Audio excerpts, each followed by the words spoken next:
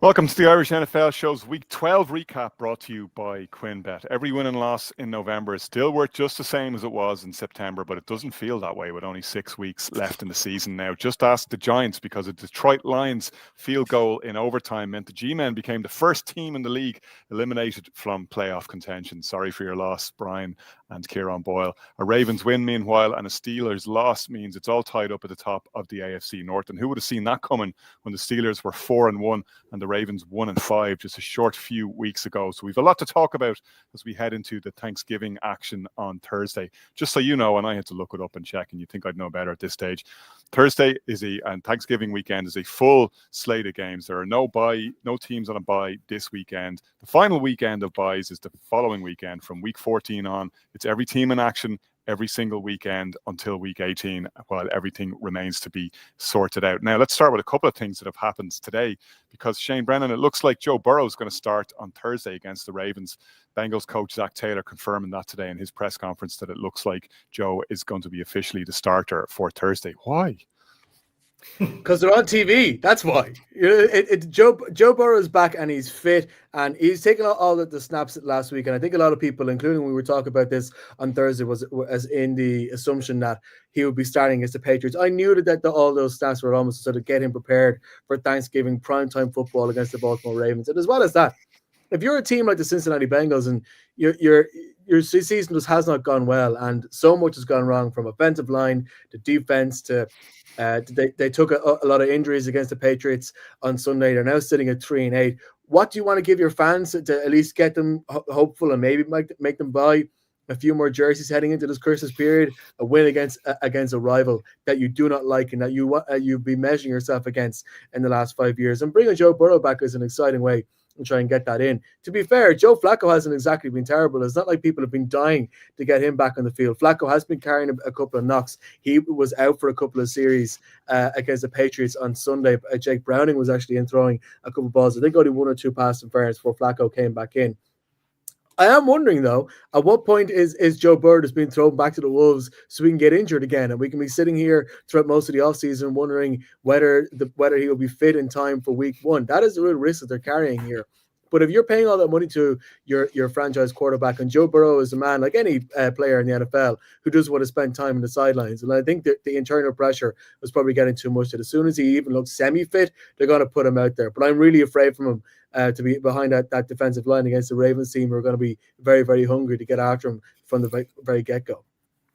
Kieran O'Donovan, the issue here, I suppose, that Shane has outlined it nicely there, and apologies to everyone, by the way, for the cold open. I know it's November and all that, but I should have introduced Kieran O'Donovan and Shane Brennan and myself, Conor Brophy, properly, not just assume that everybody watching the live stream knows who we are because we're such a big deal. But Kieran, from a Bengals perspective, clearly you're not paying Joe Burrow to sit on the bench, and they're not mathematically eliminated from playoff contention. So you can make the argument that the end of the season starts now, and they should just do everything they can to try and get there. He wants to play, clearly, otherwise this wouldn't be happening. Is it too late to do my Happy Gilmore take? Mister, get me out of here! And that's what I would be saying if I was Joe Burrow. It's look, you're right. He's a competitor. You have to be seen to be doing everything you can where there's still a mathematical chance, to get to the playoffs. But I mean, everybody knows they're not going to be featuring in the postseason this year. I don't know. Like, I mean, Joe Burrow's a competitor. He's not going to sit down if he's ready to go. But I just can't see a positive end to this situation. And it's funny, like. You'd be sickened, though, if you're the Ravens and they end up losing this one on Thursday, thinking. Well, that's true, too. I mean, that's not a way to do another week. That is the opportunity that they have is to stop that momentum that the Ravens are building. But that division is funny anyway, because, I mean, you see, it's not going to take that many wins for either the Steelers or the Ravens. I just think the Bengals are too far behind at this point. But it's funny. Like I had a chat months and months ago in the offseason with Mo Egger and beat writer for Cincinnati, and we have this hypothetical talk about the similarities between Joe Burrow's situation and Carson Palmer's situation a decade and a half ago. And Carson Palmer, he engineered a way out of Cincinnati by actually threatening to retire because he could see his career going down the going down the pan. And it seems to me that's exactly the way it's going with Joe Burrow. I mean, funnily enough, a Joe Burrow exit is something that could potentially give the Bengals enough capital to make a serious change on defense, or to make progress. But then you're losing one of the most talented QBs in the league. It's just this. It's just chicken. It's a tantalizing prospect. Obviously, I wouldn't wish that upon Bengals fans, but having seen Micah Parsons move, suddenly seems like things are a lot more possible at that echelon of player talent than they have been historically in the NFL. And we're not quite in NBA territory yet, where teams are able to put together super teams. And obviously, the capital salary cap rules are a lot looser in the NBA. But it does seem a lot more plausible that top tier players in the prime of their career might move from team to team, and that instantly makes a team a contender, no matter who it is. You send Joe Burrow to the Titans are contenders. Think about what teams would give up for Joe Burrow as well. I mean, they'd give up the farm for Joe Burrow. When you look at, I mean, you could talk about the Cowboys trade for the Micah Parsons trade, and how it's, I would argue, benefiting both teams now. And so many of these historical trades, it would be box office. What's not going to be box office is watching Joe Burrow get beaten up every year because the Bengals just simply won't protect him, and it's a crying shame. That's all I can say about it. And when you look at his receivers down, I mean, T. Higgins is out this week with a concussion, so he's losing he's coming back without one of the best receivers in the game. Arguably, he's been better than Jamar Chase this season. So it's a pitiful situation in Cincinnati at the moment. And I don't know. He's coming back. Best of luck to him. Audibling out and handing the ball off to Chase Brown 150 times. No thanks. You run into the teeth of that pass rush. All right, Shane, we talked about the Bengals mathematically still at least being in playoff contention. And as I mentioned at the top, the New York Giants unfortunately aren't from their perspective. And Shane Bowen, the defensive coordinator, is the latest part of that coaching ticket to pay the price. Mike Kafka already in as interim coach for Brian Daboll. And Joe Shane is wielding the knife. A lot of Giants fans would quite like to see him on the receiving end rather than on the wielding end. Firstly, isn't it interesting that we're having a Giants conversation without any Giants fans present? When was the last time we've had we've done a show without any Giants fans on it? We talk about the Patriots behind your back as well, so it's only fair. Yeah, that's very true. It's easy to talk of us behind our back. We're 10-2, and everyone's kind of looking behind us. Anyway, so and you wonder why we hate you. Yeah, very much so.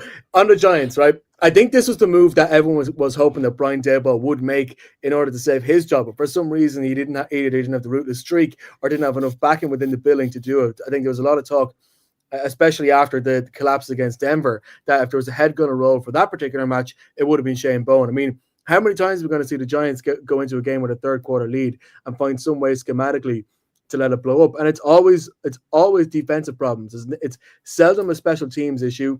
I know there was a bit of one in Denver, but really that was a defensive collapse. It's seldom an offensive problem, as it definitely wasn't yesterday. Jameis Winston putting up one of the most entertaining performances you will ever see from a quarterback / wide receiver, as he proved himself to be on one play in particular. So I don't see how this can be any form of surprise. It's probably coming a little bit late. What I don't get about the changeover in New York right now is why is it happening in phases? Because the head coach is gone. The current offensive coordinator is in to potentially be auditioning for his job. If he doesn't get the job and they give it to another outside head coach hire, as we expect will happen, what's going to happen to him? Is he going to be thrown out the door? We don't know. That's not going to affect Jackson Dart's development very much. Shane Bowen should have been sacked a long time ago, or at least got rid of at the same time as Brian Daboll. The fact that it's happening, 2 or 3 weeks later, feels like this these phases just aren't working, and especially when Joe Shane isn't exactly giving guarantees that he's still going to be in the job himself.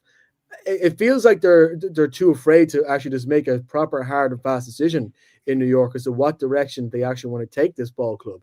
They're just, I don't know whether they're just trying to coast away at the end of the season and just make incremental bits here and there.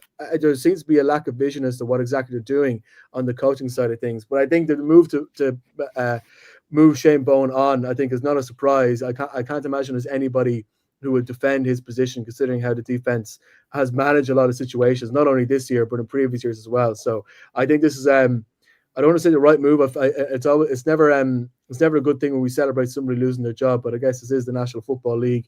That is just the life that they get into. I think what Giants fans would like to see is just a clear direction as to what's happening next, because it just feels like they're making it up as they go along. The other side of that game, and the reason why, at least nominally, Shane Bowen lost his job, Kieran, is that the Giants lost to the Lions in overtime, having had that lead until the third quarter, coughed it up, ended up in overtime, and ended up losing to the Lions. It's not inappropriate, though, to look at the other side of that equation and say the Lions didn't exactly cover themselves in glory, and we're kind of seeing from week to week that they're just not at the same level that they were at last year. Like, we've seen fleeting glimpses of what they're still capable of, particularly the beatdown they laid on the Ravens earlier on in the season. And in fits and starts, they look every bit the explosive property. They've been slowed by injuries. Obviously, they don't have the coaching talent on board at the same level that they did last year following the departures of Ben Johnson and Aaron Glenn. But, I mean, it's not quite looking as it should, and they, like the Bears and the Packers in the NFC North, have a hell of a run in ahead of them, and now is the time to be getting it right. Yeah, there was a point yesterday evening, early enough, when TJ Watt sacked Caleb Williams and the Steelers went in for a touchdown, where I kind of sat there thinking, okay, the Packers are kind of in control here against the Vikings. There is actually a chance here that the Bears and Lions lose, and this could be a very fruitful evening. But obviously that didn't turn out to be the case. And fair play to the Bears and Lions for grinding out two important wins, as you said, in that division. Like, the Lions didn't have it all their own way, and we've been talking about the Lions like this for the last couple of weeks. They don't seem to be the complete Lions team that they were last season, and I know I'm repeating myself, but what they do have is an absolute weapon in Jahmyr Gibbs. I mean, he went 15 for 219, 2 touchdowns on the ground, another 45 and through the air with another touchdown. That's what it was. It was literally Jahmyr Gibbs putting the team just on, to underline on his back.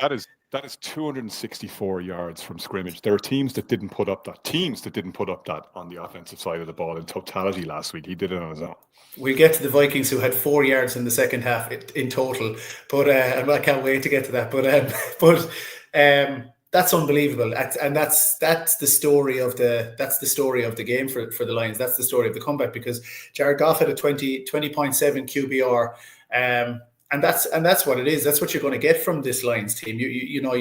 They'll find ways to win. They've got a head coach that the team will die for. But I just feel that they're not, they're not as invincible as they were last year. But you have to credit them, and it's just a division it's not going to be as dominant as it was last season. You're looking at the best in the West, as we've been saying, but this is going to be the one that's going to be an absolute slog, blow for blow, until the end of the season. And it was such an important win for the Lions last night to stay in the hunt in this top 3.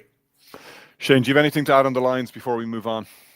Yeah, just a quick one. I mean, they are sometimes with a sense with Detroit in the last couple of years that they've control their destiny and they're able to control games, and they're able to make all these gutsy calls because they almost always go right. Not necessarily in some playoff situations, but they're becoming the cardiac cats now. And there's 2 parts of that which I think really need to be addressed. Firstly, their secondary has not performed well over the course of the season. They really didn't perform well against the Giants yesterday. As much as we were all sort of jumping around for the touchdown that Jameis Winston had when he received the ball and ran in, look at the quality of tackling that they brought into that. They weren't trying. It's, again, you can imagine if that was Razzie Erasmus watching that, he'd blow the head off. It's in terms of the actual effort that goes into the tackles, and we've seen that with a lot of other areas. Now I know there's injuries. There are points here as well, Shane. I know they're not the only ones in this regard. Like, I was watching them during that game, and I saw them do the same thing against the Bears. In the Bears game, it was a very different situation because they were putting an absolute beat down on them, but they're celebrating interceptions. They have all these little choreographed trolling moves that they were doing, kind of taking the piss out of Lions receivers historically, like replicating the Victor Cruz dance and all that sort of stuff. And you're like, actually win the game, lads. You were in dire danger of losing that game, and you seem to put a lot more time and effort into your choreography of your celebrations than you do into what you're doing on the field. But this is the thing. I mean, all this swagger and everything looks great when you're the 14 or 15 win Lions and you're beating teams out 40 points. You're putting 40 points on teams most weeks, as was the case the last couple of years. It's not the same now. And I think the loss of the coordinators, it seems it's an overly used metric when we talk about the Lions. I actually think that Aaron Glenn is the one that they're missing more so than Ben Johnson. As good as a job as Ben Johnson is doing in Chicago right now, I think the loss of Aaron Glenn is the one that's affecting Detroit more in terms of defensive how they've been scheming defensively. But as on the second point as well, in terms of Jameer Gibbs, we talked about the stats he's doing. He hasn't been given the ball enough at so many points this season. If he's actually given a chance to win the game, he can go and do it. So that's another, I guess, learning point. There's a big wake-up call coming for Detroit, and they have two difficult games against the Packers this coming Thursday and against the Cowboys the following Thursday. Like neither of those are going to be easy games, especially considering, as we're going to talk about later, how high-flying the Cowboys offense are in particular. So I think defensively, and like you're saying there, that culture, that, the grit and everything that we know Detroit to be, it's difficult to try and ask them to put that aside. And even if they are doing dances and celebrations and games that they haven't quite put away, but the hard work has to come first, and I'm just not seeing enough from the defenses here. Well, that's it exactly. Like, this isn't what got them there, right? They got to the position where they could swagger because they literally, as Dan Campbell said, bit an ankle off and then bit an kneecap off, and they clawed themselves literally off the ground, which is why so many people, myself included, bought into it and love what they've done there and love what it's given to a city that needed hope and needed something to shout and get behind.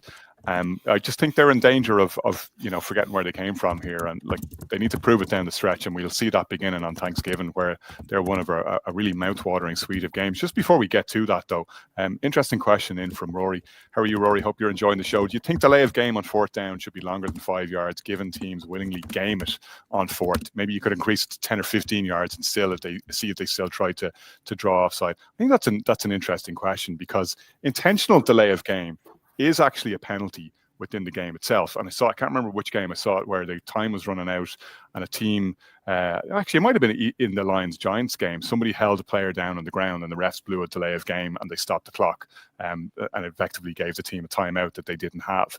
If you're intentionally delaying the game when you're in possession, maybe they should increase the penalty, because I know some teams do it because it's a win-win situation. Either they gain 5 yards for their punter, or they draw the team offside. If you draw the team offside, fair enough. If you gamble and you lose, I think there is maybe an argument for increasing that to intentional delay of game, where it's clear and obvious that your team is set, that it isn't because you're struggling to make your formation change on time or to get a guy settled after motion, where it's clear that it's intentional. No more than if it's intentional grounding, I think maybe they should stiffen the penalty. What say you?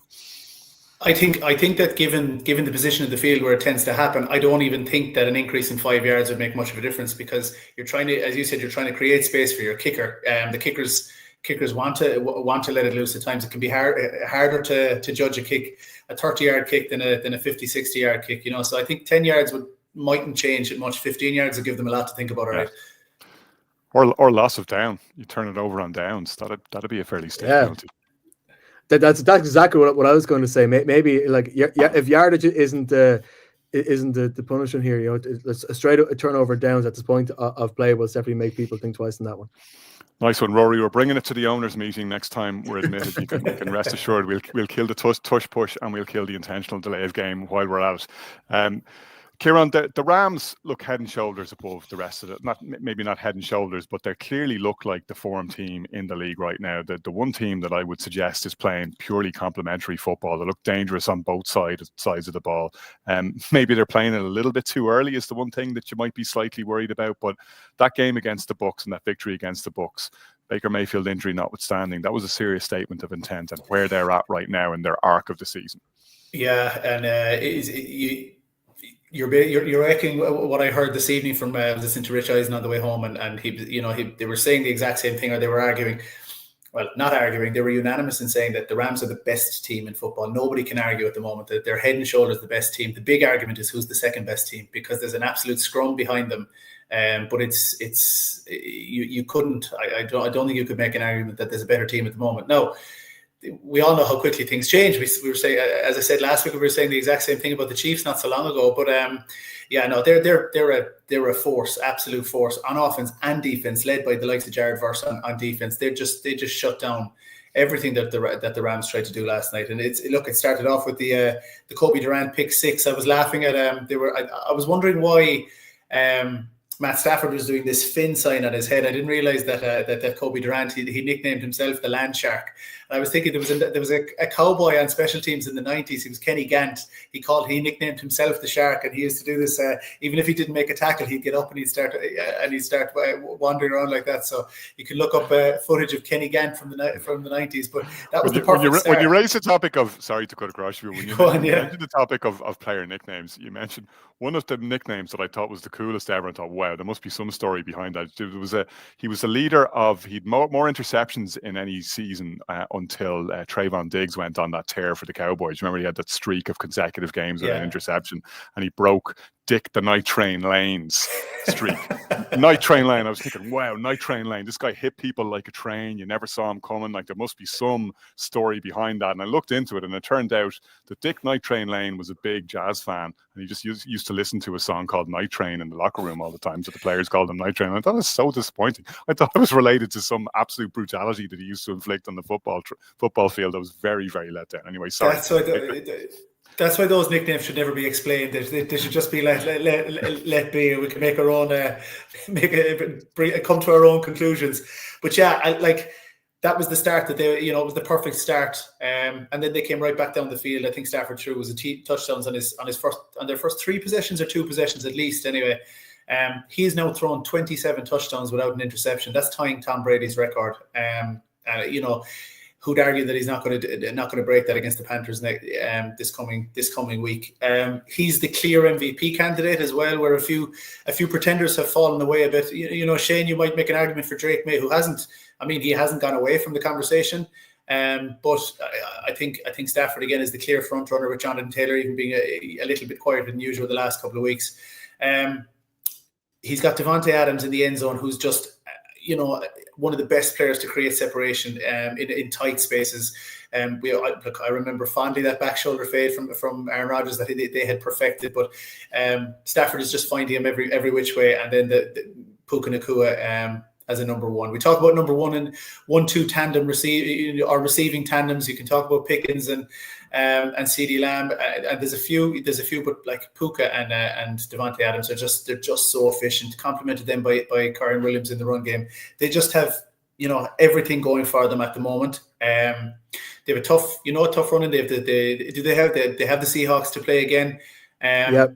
I do think at this point they're going to, just the way they're playing, I think they're going to end up with that number 1 seed. I think the playoffs are going to go through LA and in the NFC.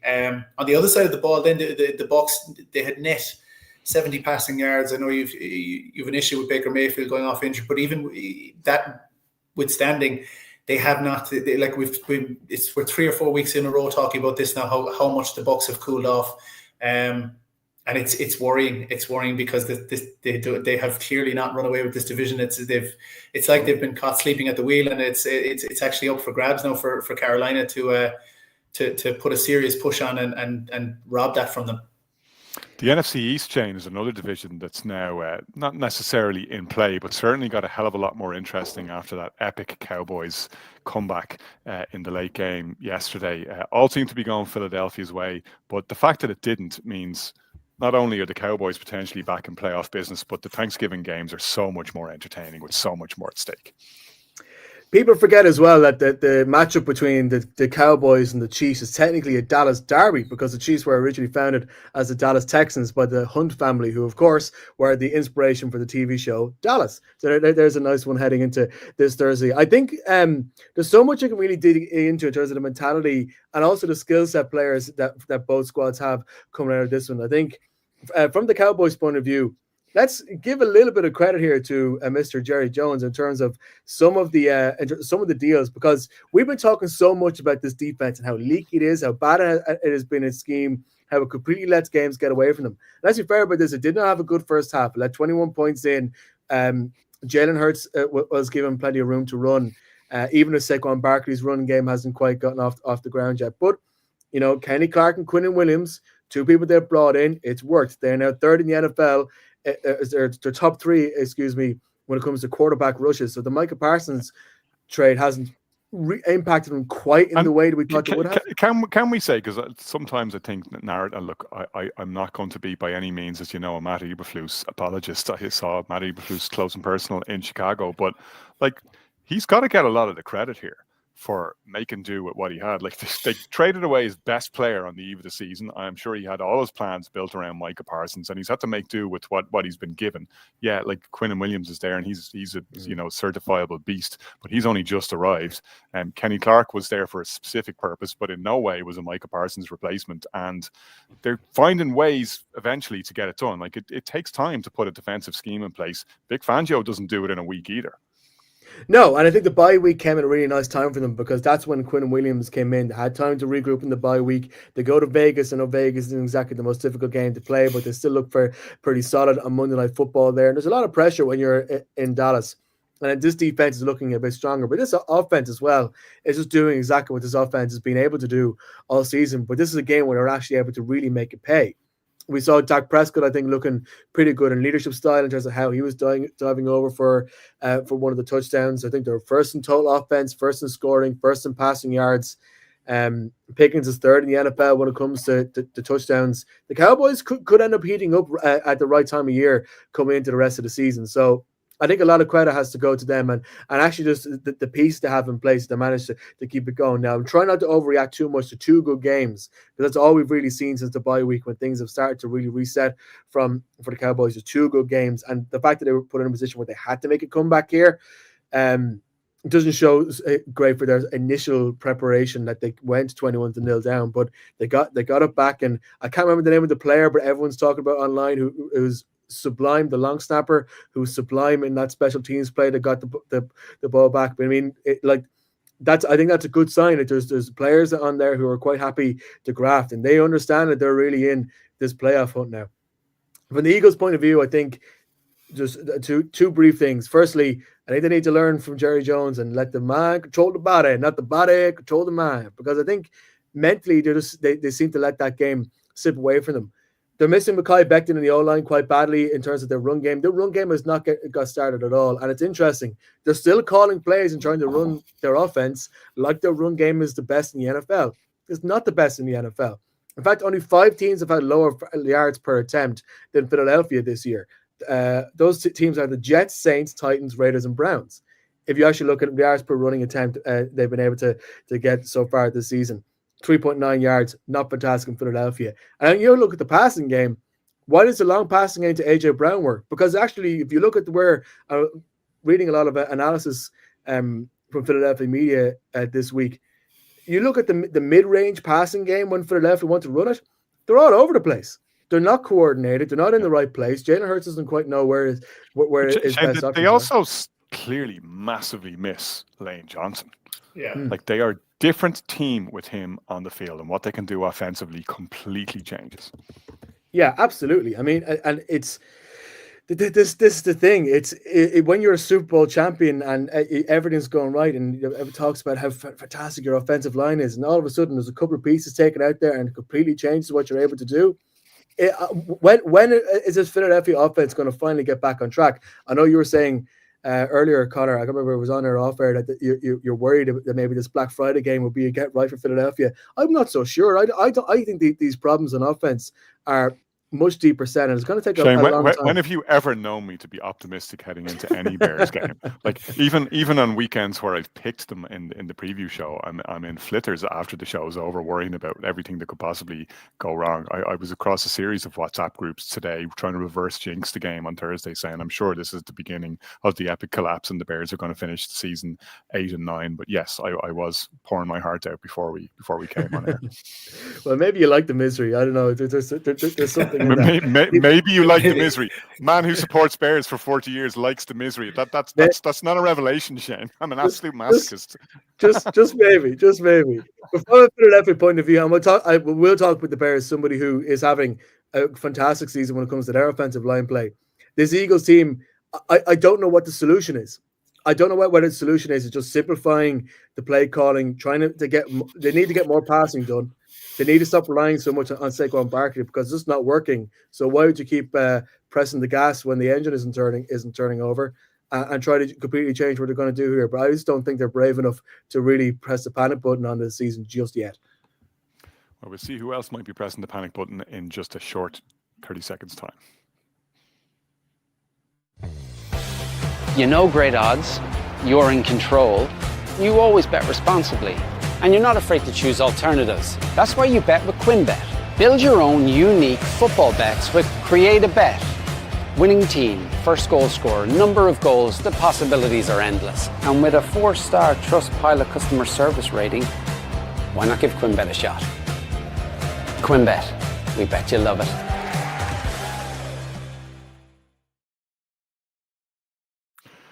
Kieran O'Donovan, you may be cuter than Peapod the pocket squirrel, but the football gods don't like it when football teams decide to get cute. And the Colts paid a big price for being conservative in a big spot against the Chiefs. They effectively opened the door to Patrick Mahomes. And when you open the door to Patrick Mahomes, he comes in, he takes your TV, your fridge, he'll pull up the carpet if you let him, and he's gone.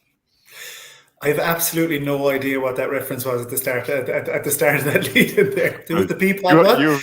Peapod the pocket squirrel, Bob Ross's friend, the painter Bob Ross. Shane. Oh, right, okay.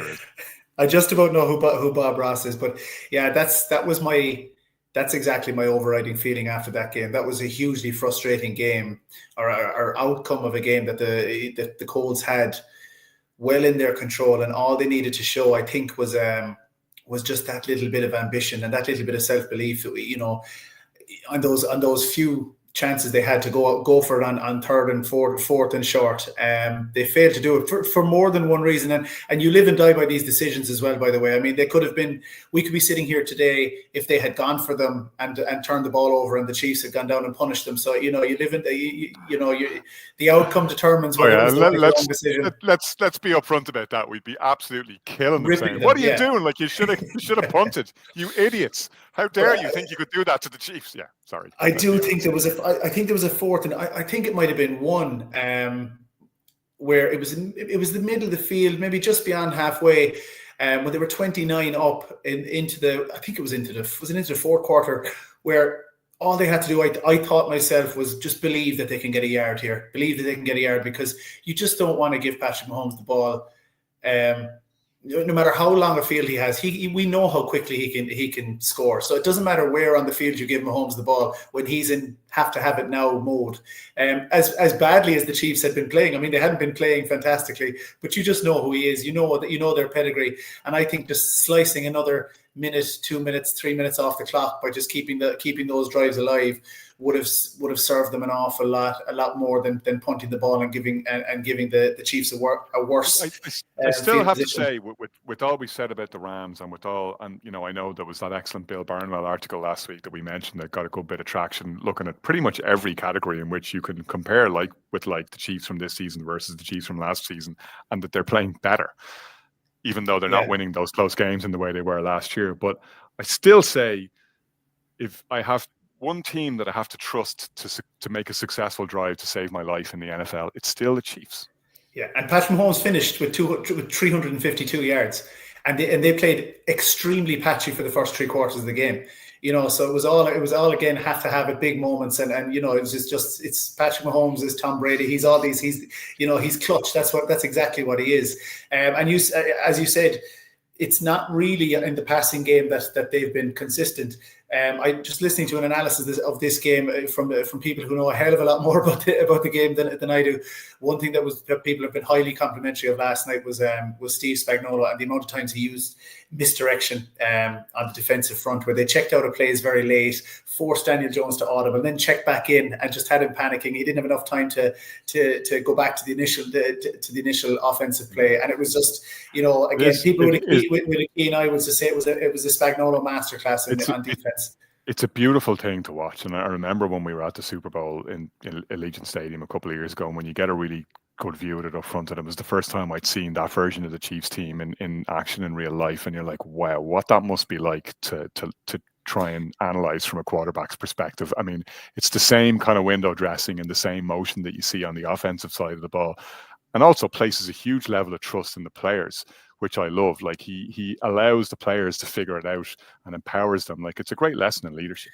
And what we have seen from this team this season as well, we've pointed it out on this show, is just the polished nature and situational awareness of these players. You know, when they rushed everyone on to get a field goal off early on in the season, that you know, very few teams would have managed to do. It's that kind of, when they can do these things in unison as a team, they're still a really well coached outfit, and they're still a team that, you know, that follows their leaders in Spagnuolo and Andy Reid, albeit the fact that they're making mistakes. Another positive for the Chiefs last night was the game they got from Kareem Hunt and the ground game, that they were able to grind out a lot of yards on the ground last night. And again, like, I think collectively the AFC teams must have been watching on. I know they weren't watching on, but fans of the other AFC teams were watching that game going, God almighty, just do it, Colts, just finish them off, for God's sake.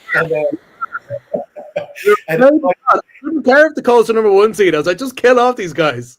And again, I think the overriding feeling within those AFC fan bases is, oh Christ, they're still around, and they're going to march on. Now, as we've said, the Cowboys game now on Thursday night is absolutely huge, and the Cowboys will come in with their tails high as well, and it's mouth-watering, and it's great that it's only days away that we get to watch this again. So no, look, you know, for the neutral, we always say you want the best teams hanging around till late in the season, because they're going to give you the best quality and they're going to give you the drama. I think there's a lot of us are kind of like just a bit weary of seeing the Chiefs do it, and would like to see someone else. But you can't argue the quality. It's the same as all the other dynasties in the past. I was also laughing. There was an unnecessary roughness at one stage for a face mask, and Gene Stertor, the referee consultant, was saying, well, he didn't actually grab him by the face mask, and it shouldn't have been. If they'd reviewed that, or if Andy Reid had thrown the challenge flag, they wouldn't have got it. You're like, whoa, the Chiefs aren't even getting the refereeing calls. You were waiting for them to go down in flames before they finally figured it out. Shane, one of those AFC teams, if they weren't playing, that would have been watching on, hoping that the Colts got the deal done and staked the Chiefs through the heart and burns them and poured holy water on the ashes while they were at it, just to make sure they're actually dead. It's the Patriots, who are the first team to hit double digits in the win column. 10 are now on the clock for them. 10-2 they are after that victory over the Bengals, which was tough enough going in the early part of the game, but which came they came good at the right time, but it did come at a price. Very much so. I mean, there's 10 combined injuries between the Bengals and the Patriots yesterday, and of course, Will Campbell looks like he came out with a knee injury. We're not quite sure if he's going to come back, if he's going to be on IR, and name is Casey, but another offensive lineman has gone out as well, which means that the Patriots are going to be playing the next couple of weeks against the Giants on Monday Night Football, and then against the Bills and Ravens, by the looks of things, with 3 second choice O-lineman playing on the left-hand side on Drake May's blind side. So interesting couple of weeks ahead for the Patriots. I think look, any honest analysis of the AFC at the moment, if you're actually trying to like power rankings as of what teams are you afraid of, do you not want to come across in the playoffs? The Patriots aren't at the top of that. They may be 10-2. They may be cruising nicely. They may have managed to notch 9 wins in a row, but there's still a lot of frailties there. Just because we're in this very open, awkward season, particularly in the AFC side of the ball, nobody's been managed to pick apart yet. I mean, if I was putting the AFC sort of power rankings, who do I not want to face in the playoffs right now? I'm putting the Broncos, the Chiefs, if they make the playoffs, as you were alluding to in earlier shows, Connor. The Chiefs are very dangerous should they make the playoffs. And probably the Colts as well before I even get to thinking about New England, just because there's a lot of areas where still things are just inconsistent. But if the Rams are the best team in the league, as we were saying earlier, and that seems to be the consensus right now, the Patriots, to me, are the team that's making the most out of what they have. People go, oh, the schedule is soft, but they're winning all their games. You know, they're playing complementary football. They don't make mistakes. They're doing the classic Belichickian thing. Do your job. Don't beat ourselves. Oh, no, that's very true. And I don't want to sound like I'm sort of doing a sort of a Kerry Maniera job and sort of talking down my own side. I think that there is a lot of work to work on with the Patriots, but in fairness to them, there was never a sense really yesterday, even when things got tight at the end, that the Bengals were actually going to go and win the game. The defense has been.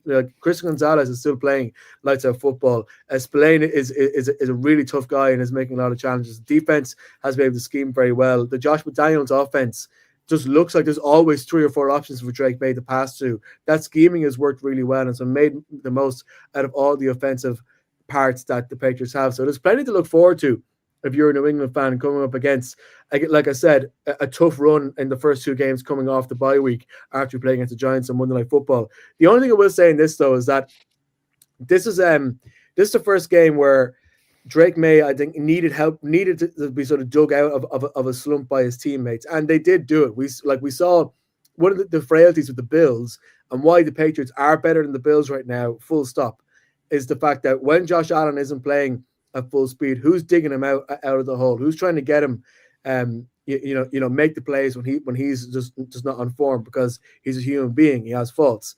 Nobody. And that's not happening with the Patriots right now. Hunter Henry's making plays. Stephon Diggs only seems to make plays when it's prime time, but at least we have that in the bag for later on in the season. He was nowhere to be seen except for one really, really key catch in the second half yesterday. So, look, there's a lot to work on for the Patriots. I still think a lot of teams, if they're looking for a road trip that they wanted to be drawn in the playoffs, should the Patriots finish off and win the AFC East, a trip to Foxborough is a tough one, but a tough one that they might be relishing more than the prospect of going to Mile High. But there's still plenty if the pieces stay fit, because the Patriots are Christian Gonzalez or Trevion Henderson dropping out from being really, really exposed, I think, to some parts of the game. But in fairness, Drake May and that offense is still carrying a lot of swagger into this game, and they are a fun team to watch, which is also a very nice thing to say when you sit down and watch them every Sunday. Kieran, a point you wanted to make on Drake May?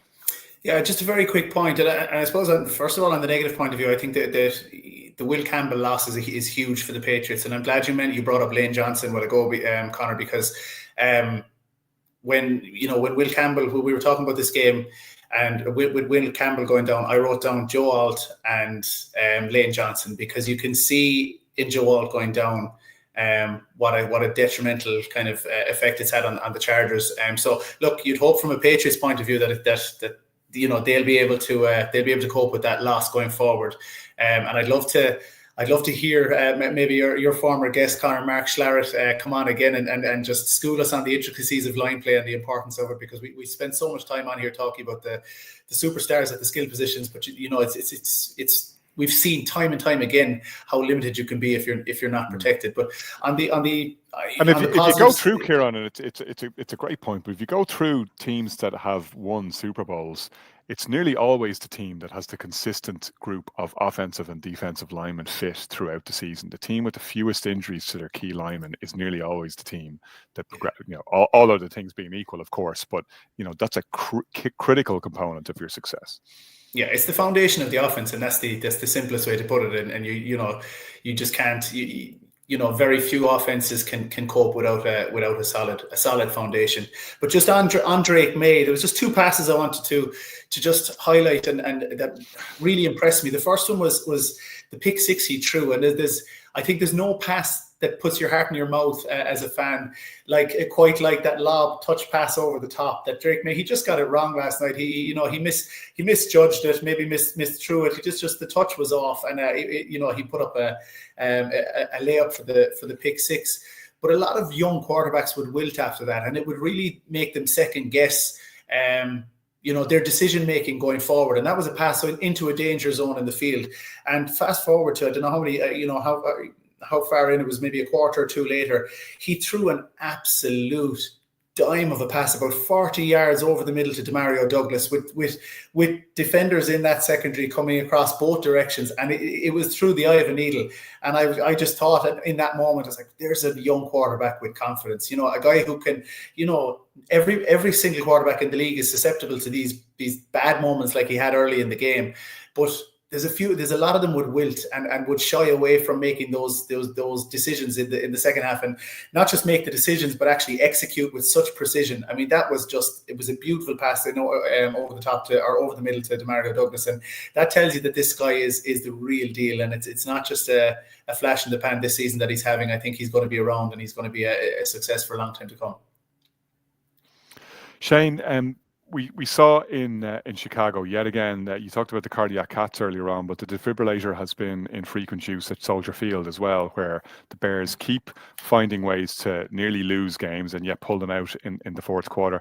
Slightly different story than before in that they had to come back after trailing at halftime, and then they were facing down the barrel of the Steelers, driving down the field to either tie the game and send it to overtime or potentially win it outright if they'd scored a touchdown. And it was the defense that came up big this time, but a lot of different storylines in this game on both sides of the ball. We talked earlier about what losing meant to the Steelers in the AFC North race. In the NFC North race, the Bears are now top of the pile at 8-3. And I was reading a really interesting piece earlier about Caleb Williams on Sports Illustrated, because of all the top quote-unquote quarterbacks in the league, Williams has the lowest completion percentage by far. His inaccuracy has been called out time and time again. There's an interesting article on Sports Illustrated, though, saying why Caleb Williams' low completion percentage isn't hurting the Bears, and what they are comparing Caleb Williams and the Bears offense under Ben Johnson to is the Golden State Warriors NBA approach, where it's go big or go home. Because if you look at this other stat, Caleb Williams per completion, yards per completion is fourth in the NFL at 12.1 yards. So what that's telling you is, yeah, he's missing a lot of intermediate throws, but they're hunting the big game, and more often than not, or more often than most NFL teams, they're finding it. And that is perhaps one of the reasons why they've also been able to mount these big comebacks, because when they need the chunk plays, they can find them. Yeah, it's an interesting way of living, because we look at some of these sort of play styles and wonder how sustainable this is. And in fairness to Caleb Williams, he's managed to keep pulling it off in terms of these deep throws and his accuracy in that. I mean, there's 3 touchdown passes there. But what's also interesting is I look at this and I'm actually seeing that Caleb Williams is given more control as to what the offense is doing. But instead of trying to play hero ball or running around, as you saw in the earlier parts of the season, it's starting to work. He's starting to read plays right, to have a better sense of judgment. What do we want to see from a second-year quarterback? We need to see progression of judgment more than we need to see progression of skills, because that's the difference between a good quarterback and a great quarterback. And I think we're seeing that for Caleb Williams. For 2 of the scoring plays, it was a Caleb Williams audible. Reading what was in front of him, making the audible, and getting the right play at the right time. That's not nothing. And you have to remember that he's sitting behind an offensive line that through 12 weeks, the Bears have led the entire league in pass block win rate at 73%. It was 85 against that Pittsburgh defense. And that Pittsburgh defense are no slouches. They can be a turnover machine if your offensive line is not awake. So yeah, there is a lot to like about this Bears offense, even though they keep playing in these games which keep going to the wire. You're wondering at what stage can the Bears make the step up and control games from start to finish. Now, the Steelers again are a difficult team to play against. There's a lot of Steelers fans in Soldier Field, which obviously altered the nature of the atmosphere, which again isn't nothing, especially when you're supposed to have this sort of great home field advantage that Chicago always try to bring. But in fairness, what they've managed to do with Caleb Williams is give him a good offensive line and simplify his reads so that what he's doing isn't too complicated, and which means that, like you were saying, Connor, when he hits, they get the payload, they get the jackpot. I am worried about that in terms of okay, now in November on a dry day, what if it's raining? What if it's snowing coming into December and January? It becomes more difficult to catch those balls. Is your more conservative play going to be something that you can rely upon if you have to? I don't think Ben Johnson has ever thought like that in his life, to be fair, if you look at the way that Jared Goff has been successful in Detroit before he moved over to Chicago. So, look, I quite like Chicago. I still think there's a lot to like about their offense coming forward. DJ Moore as well. Being able to catch touchdown passes, but also being able to catch touchdown passes in situations where it requires a lot of patience in the pocket, and he still managed to not just follow the route, but use his own kind of nous to make sure he's in the right place and connect with Caleb Williams, who seems to be leading his squad a bit better. Because with some of these quarterbacks, we always question the extent to which some of these quarterbacks are leaders of men. I think we're seeing that progression now for Caleb Williams. It's less drama, more results, even if the drama is happening on the field instead of off it. But that's where the drama should be happening. That's a good shift, and that's a big part as to why the Bears are currently sitting on top of the NFC North. Kieran, from a Steelers perspective, this is all deeply frustrating. I mean, there's always a risk that with a 42-year-old quarterback and Aaron Rodgers that he was going to miss some game time eventually. It's not as though Mason Rudolph disgraced himself, but the defense will not have expected to concede 31 points and make it that difficult for their offense, which also benefited, to be fair to the Steelers defense, from a strip sack in the end zone that converted 7 points. But as we mentioned right at the top of the show, you would not have thought a few short weeks ago with the Steelers at 4-1 and the Ravens at 1-5 that it would all be knotted up at 5-5 apiece. It makes for a very interesting run-in the AFC North. What do the Steelers need to get right, though, to re-establish division leadership there? Because obviously it's not going to take 12 wins to make the playoffs in this division. Yeah, I think, look, it's hard to pinpoint what they need to do. I mean, it was easy a few weeks ago because they were, what people were saying, they needed to get back to what they were good at, which is defense. But they have, I mean, their defense has improved dramatically over the last few weeks.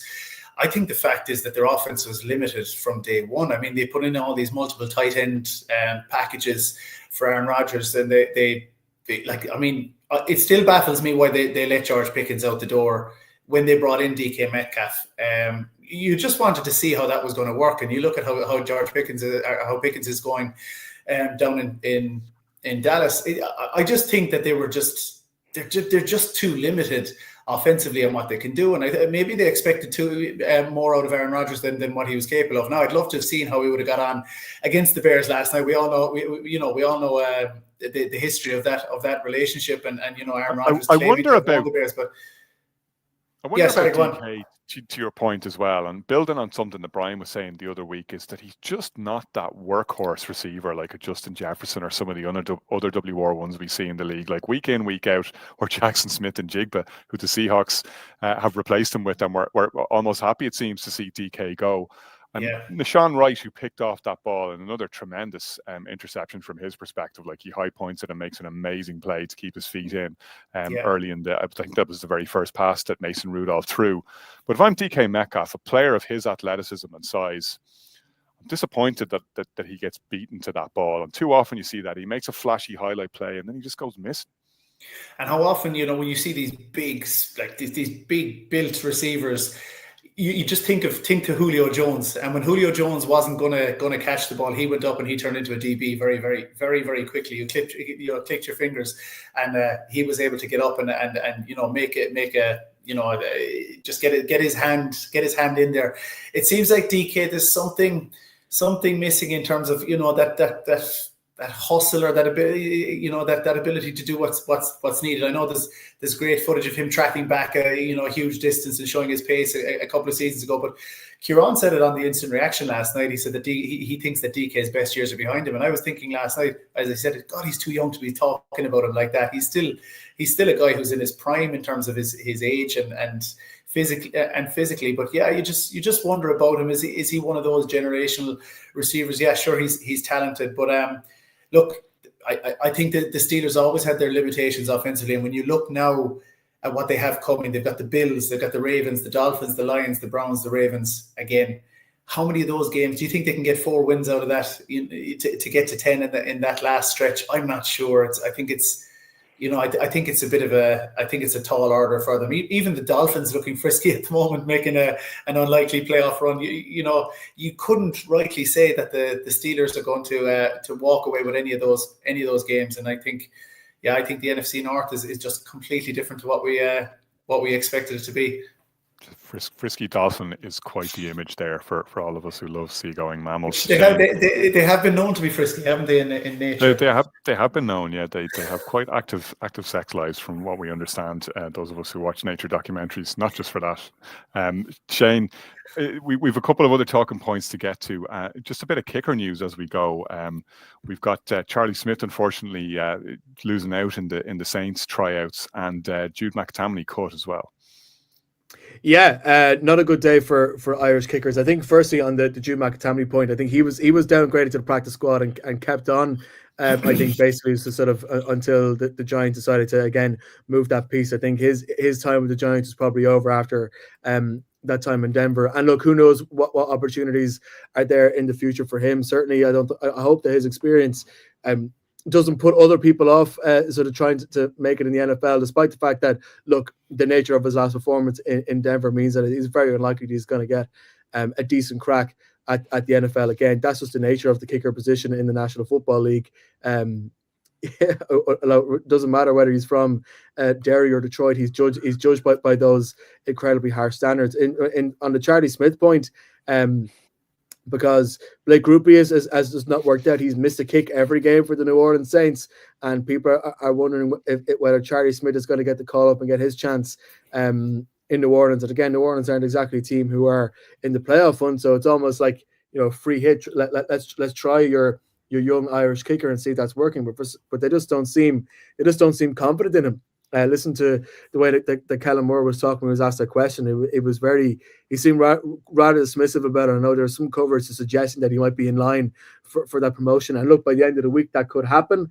But it doesn't seem like that. They're bringing in. The bar is just that much higher, isn't it? For a guy who, it's a tremendous achievement to get to that level. And I'm not trying to damn either Jude or Charlie with faint praise by saying that when you don't have college game tape behind you, like it's a big leap of faith for a coach, even with an international player pathway slot available to you, an extra slot on the roster. It's a big leap of faith for a coach to take a guy when he hasn't actually seen him kick under real game conditions, and knowing that a game and indeed your job could be on the line based on whether a kicker performs or not. That's a lot of faith to place in someone. So unfortunately, I think it's an easier decision to cut when they're going to default to someone that they just know has more game tape, that they just have slightly more trust or belief that when push comes to shove, that they're going to get it done week in, week out.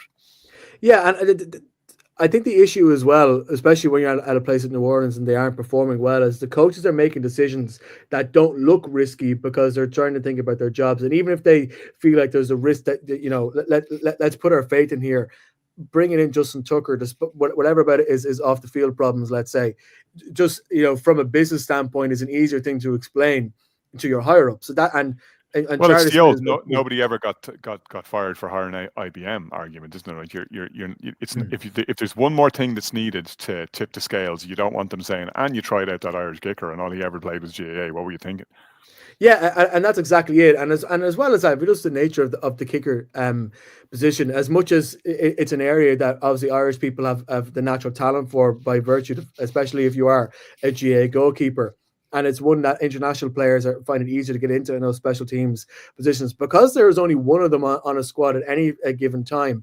And the pressure behind their job is so intense because you're doing nothing, and all of a sudden you have to be exact in what you're doing, and it's judged to a very high standard. It just means that making the breakthrough is that bit more difficult. If we were talking about somebody who was a linebacker who could slot into a team who had has 300 linebackers, for instance, then it's a very different situation to be going in. So look, I know that Charlie Smith, I think his contract still runs, still keeps him there next year. He's going to keep plugging away and try to work as hard as he can. I've had a chance to speak to him many times. I've never spoken to Jude, so I don't know how he would be feeling right now. But I know that Charlie will just keep plugging away at this. But it's certainly I think the words and the actions come from New Orleans is not a vote of confidence in him at this point of time right now. But there's still plenty of time between here and the end of Charlie Smith's time in New Orleans to maybe make a difference.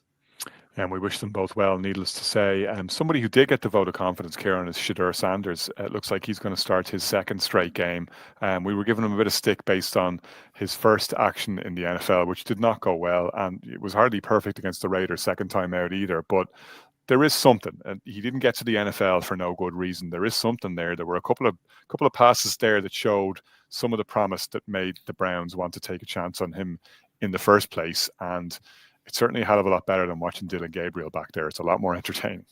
Yeah, when he came in last week, I suppose we were a bit tongue in cheek in saying that he wasn't much of an improvement to the situation last week. But what he did do this week was something that we didn't see Dylan Gabriel do at all, was be able to push the ball down the field and take chances and get chunk plays. And he's a really interesting guy to listen to because he's if you've heard the interviews after the games, that's after 1 week of practice. Can you imagine where my ceiling is? This is going to be unbelievable. Now he beat the Raiders. Let's all calm down a small bit. His stats didn't jump off the page, but look, I mean, he did. He showed arm talent. He showed a bit of composure. He showed that he's at least, I mean, he scored. Did you see his mic'd up moment with Max Crosby after the game where he's gently kind of slagging Max Crosby, saying, "Oh, why you have to go so hard on me?" And Max Crosby was having none of it. It was like, "It's my job. I'll tear your head off." Yeah, look, I don't know how much I could be listening to him now if I was in the locker room with some of the sound bites. But you'd be doing the Ross. Yeah, he's a confident guy. We'll give him that. Big welcome for himself. Look, we'll see how he gets on.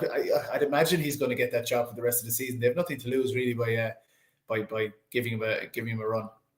And Shane, I know you guys are going to be talking about it on the AV Club tomorrow, yourself, Ben, and Craig. So we'll hear plenty more Shador talk before we're done. Give us a sneak peek of anything else you're going to be discussing on Wednesday. What will we talk? I think the main thing we're going to be talking about in the AV Club, because I don't know if you know, in college football, it's rivalry week, right? So it's we have Michigan, Ohio State, Florida versus Florida State, all this kind of thing. Plus the Giants are playing against the Patriots on Monday Night Football, which obviously invokes memories of Super Bowls past. So we'll be asking, what do we think is a Super Bowl matchup that people want to see? And trying to match up as what exactly would make a good game in Santa Clara. As we're sitting here before Thanksgiving, of course, Thanksgiving is a sort of before Christ and Anto Domini of the football season. But if the season ended now, what's a Super Bowl that we want to see? So I would be interested, by the way, if any of our listeners or people who are commenting want to have their say as to who they think will make a good matchup. Feel free to message us or comment under this tweet or message us, and we'll be sure to talk about when we record tomorrow evening. Great. So check that out on the AV Club. We're back live on Wednesday, incidentally, rather than Thursday this week. We're going to go out ahead of the Thanksgiving games on Thursday with our picks and previews. So stay with us on the Irish NFL Show.